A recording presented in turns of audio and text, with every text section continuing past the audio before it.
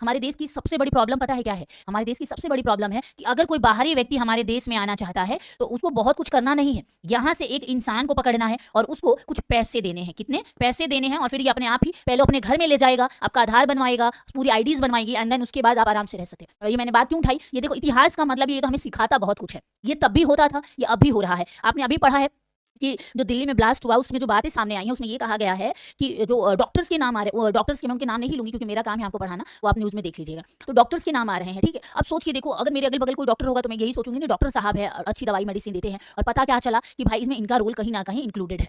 ठीक है, अब आपके मन में ये सवाल उठना चाहिए कि भाई ये व्यक्ति आखिर डॉक्टर था तो इसको एंट्री कैसे मिली? बिल्कुल यही रूल फॉलो हुआ। उसको डायरेक्ट अब इंडिया में नहीं आना है, उसको एक व्यक्ति पकड़ना है। ये व्यक्ति अगर 20-30 हजार रुपए भी इसको मिल रहा है, उसका क्या जाता है?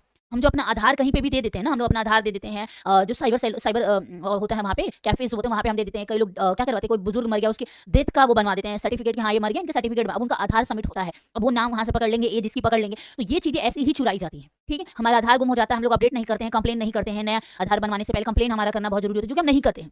ठीक है, अब ये जो बाहरी सेल होते हैं ना, इनको यहीं से मौका मिल जाता है। ये फिर क्या करते हैं, पैसे देते हैं, फ्रॉड सारी चीजें बनवाते हैं, और फ्रॉड बनाते तो हैं लेकिन वो सारी चीजें दिखने में कैसी होती है, बिल्कुल लीगली होती हैं। ठीक है, और फिर हमें लगता है कि यार ठीक है तो अपना ही है। और दूसरी चीज, हमारे देश में सिक्योरिटी बहुत वीक है।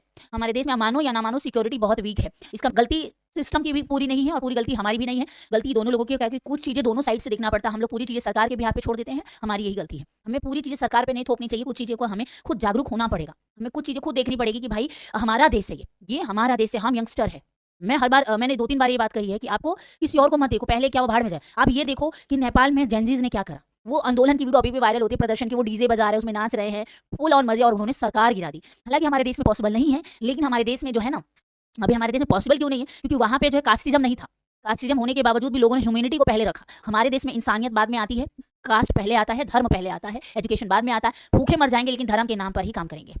ये फैक्ट्स हैं, आप मानो या ना मानो। मैं ऐसे बहुत सारे अपने ही दोस्तों को जानती हूँ जो आईआईटी में काम करते हैं। किसमें? आईआईटी में काम करते हैं, और कहते हैं कि पुरानी जो सरकार थी वो बहुत बुरी थी। कितनी हंसने वाली बात है कि आप आईआईटी में काम कर रहे हो, जिसने बना के आपको दिया आप उसी को गाली दे रहे हो। क्यों? लॉजिकली बनिए, एजुकेशन आपके हाथ में है, पढ़े लिखे हो तो पढ़े लिखो की तरह बिहेव करो। किताबी रटू डिग्री वाले इंसान मत बनिए, मैं यही कहती हूँ हर बार। पढ़े लिखे हो तो देन शो, आप दिखाओ क्या पढ़े लिखे हो, आपके अंदर माइंड है, आप इंसान हो और आप देश को चलाना जानते हो। हमारा देश है, कोई 5 साल आया कोई नेता का देश नहीं है ये, हम यंगस्टर का देश है। हमारा आने वाला फ्यूचर हमारा देश है। कभी कभी ये चीज़ें बहुत जरूरी है, ठीक है, मैं पढ़ाना आपको पढ़ा दूंगी, लेकिन ये चीज़ें भी आपके लिए बहुत जरूरी है जो आप सबको पता होनी चाहिए। क्योंकि हमें सिर्फ किताबी रटू तोता नहीं बनना है, सोशली बहुत अच्छा बनना है। क्योंकि डिग्रियों से ज़्यादा हमें सोशली अगर हम बहुत अच्छे हैं तभी हम किताबों पे भी काम कर सकते हैं। किताबों की नॉलेज होना अच्छी बात है, लेकिन किताबों की नॉलेज को इंप्लीमेंट करना उससे भी बड़ी बात है। ठीक है, तो यही कहूँगी, अगर आप एजुकेटेड हो देन शो अप, आप दिखाओ, आप सवाल करो, बातें उठाओ, मुद्दा उठाओ। हर इंसान आज डेट में सोशल मीडिया यूज़ करता है, हर इंसान।